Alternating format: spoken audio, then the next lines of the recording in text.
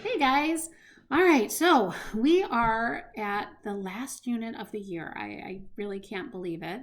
Even amidst all of this chaos with the quarantine, we really did a good job. We covered the bulk of the information.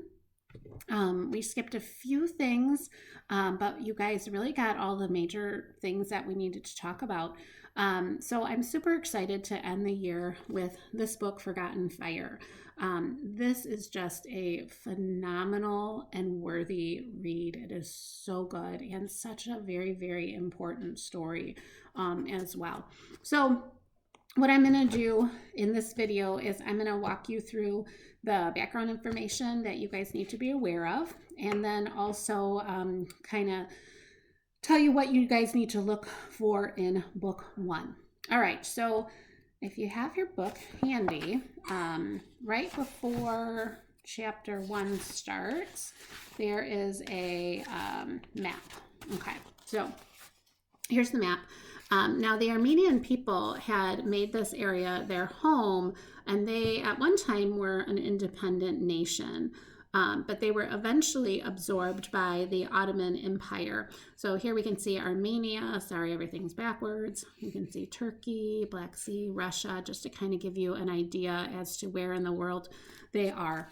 Armenia is also a Christian nation. In the 15th century, like I said, they were absorbed by the Ottoman Empire. Now, the Ottoman Empire was ruled by Muslims, and the Muslims, they did allow religious minorities to keep and practice their religion. However, they were discriminated against. So, for instance, they had to pay higher taxes. They didn't have the full or the same legal rights as the Muslims did, things like that. And they had very few political rights as well. Regardless, in spite of this, the Armenians actually, they thrived. They were on the whole better educated and more wealthy than their Muslim counterparts, which also was a source of resentment, unfortunately. So anyways, there was a long history of tensions between the Ottoman Empire and the Armenians. There was always this thought that the Armenians would ally with another Christian nation, such as Russia, which the Ottoman Empire viewed as a threat. So there was tensions between them. In 1894, well, between 1894 and 1896, the first Armenian genocide actually took place. I'm just going to read from my notes here for a moment. So in 1890, the Sultan declared, he told a reporter, "I will soon settle those Armenians. I will give them a box on the ear, which will make them relinquish their revolutionary ambitions."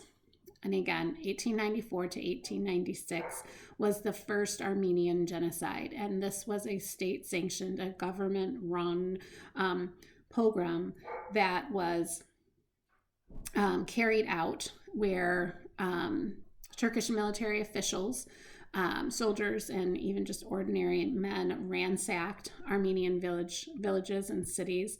They massacred their citizens, and hundreds of thousands of Armenians were killed. Fast forward a little bit, 1908, a new government came into power in Turkey, and they were called, oh, that's just my dog coming. He wants to be on the video. Here, you guys can take a peek at him maybe. Oh, there he is, just his tail. Anyways, okay, so there we go. Oh, all right, sorry. Okay, so 1908, the Young Turks came into power. So we have a new government, and they were at first thought to be reformers. They established a more modern constitutional government, and the Armenians were really hopeful. They thought that maybe this would be a good thing. However, no, it was not a good thing at all, because the Young Turks were very nationalistic. And you guys should remember that from the video you watched about World War I. So nationalism, this excessive,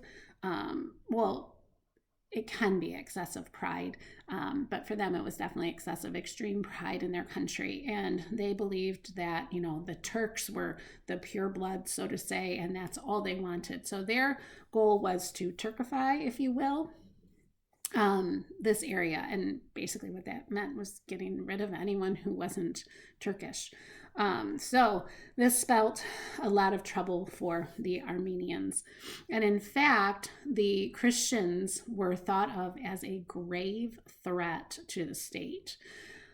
1914, the Turks entered World War I, and they entered on the side of Germany and Austria-Hungary.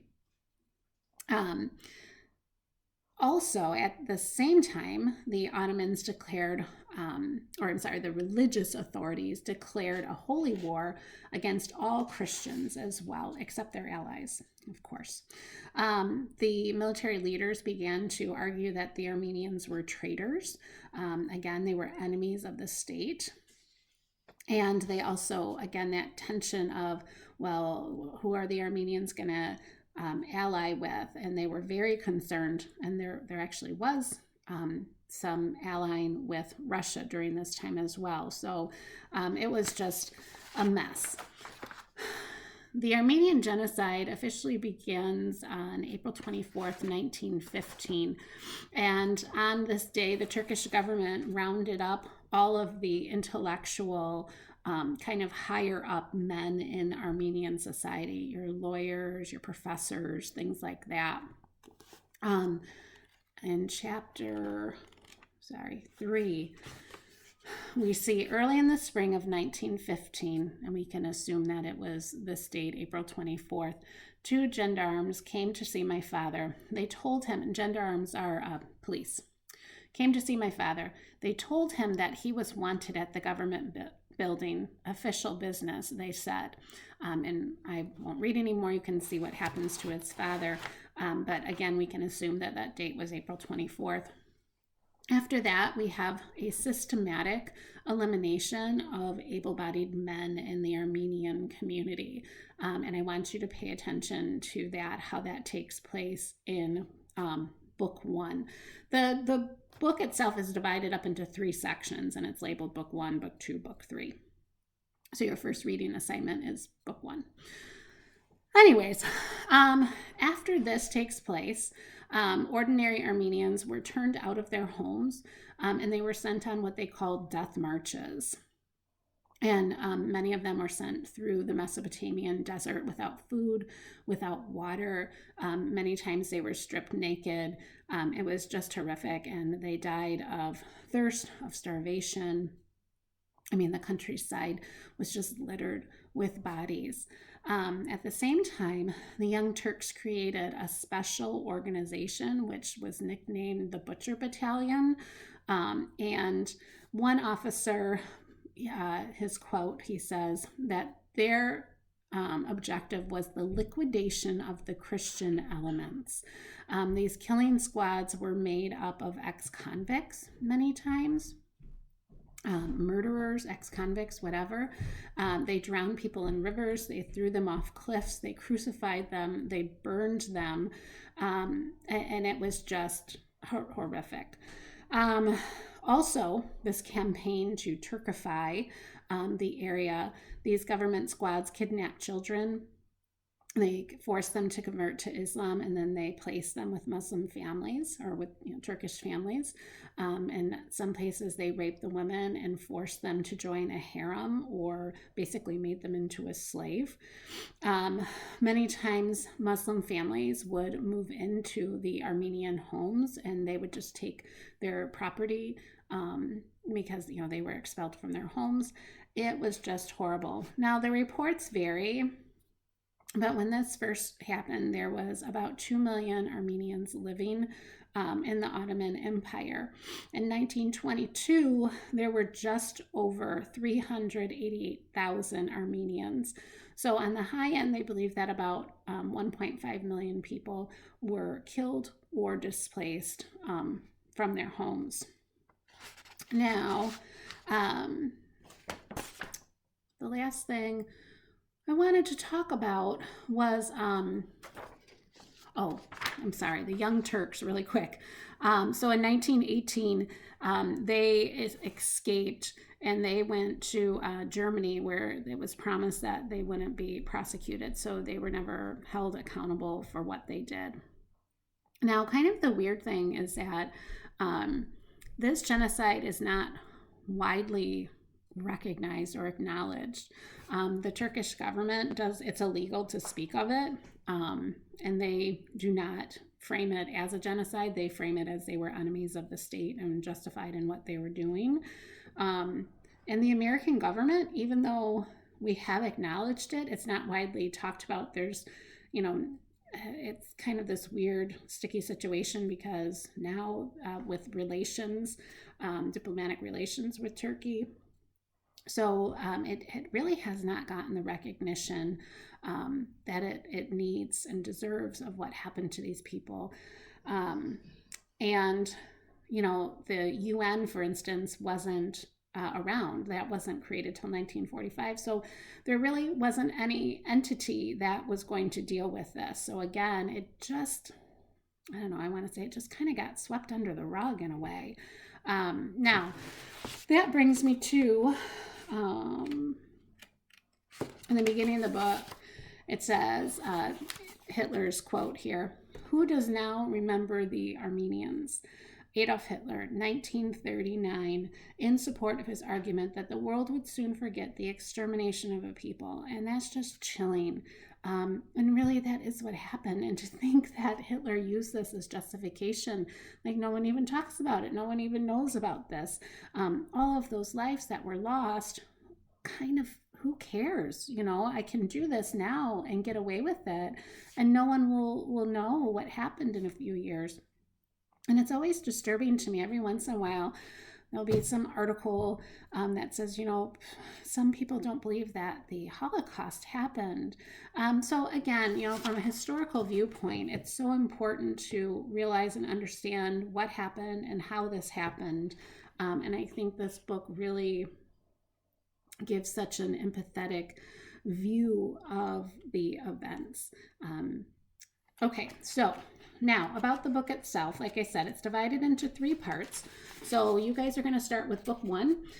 Each week we are going to have a little video, and then you guys will do your reading, and we will have a quiz. Well, it's not quite each week. You look at the reading guide. Sometimes you have a little bit longer. I tried to give you enough time so you wouldn't be overwhelmed in your reading. In book 1, we really see how the first stages of the genocide are carried out. So in your reading guide, I created a list of characters. And again, the reading guide is for you. These are just things you should know, things you should be looking for. This is not something you're going to turn in. I tried to keep the character list in order, so it'll be easy as you go along and you read. I might have mixed up a couple, but I really tried hard to. As you read, you'll encounter those people in order. And I want you to pay attention to, what is their relationship to Vahan, what is their effect on Vahan, and then what is their fate as well. So that you will see, how he survives these first parts of the genocide, how it's carried out, in his story. So not only is it a story about the genocide, but also a story of his growth. So that's another thing I want you to pay attention to. In the first chapter, Vahan is really just kind of the spoiled kid. He's very entitled. He's never had any hardships. He really doesn't know what that's like. His family is very wealthy, and he just kind of expects everything to be handed to him. So, pay attention to how he grows and how the people that he encounters, what's their reaction and how does that help him on his journey, in his growth. And I think that's about all I have to say about book 1. The book itself is an easy read. If you guys are having trouble or you're confused about something, please shoot me an email or a text, and we can figure it out. Okay, happy reading.